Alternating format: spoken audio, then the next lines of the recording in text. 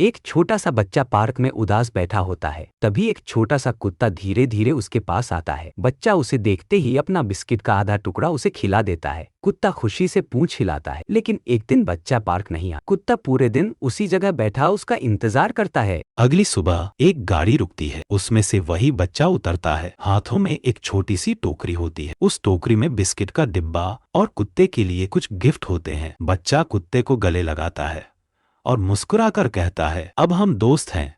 हमें लाइक और सब्सक्राइब जरूर करना।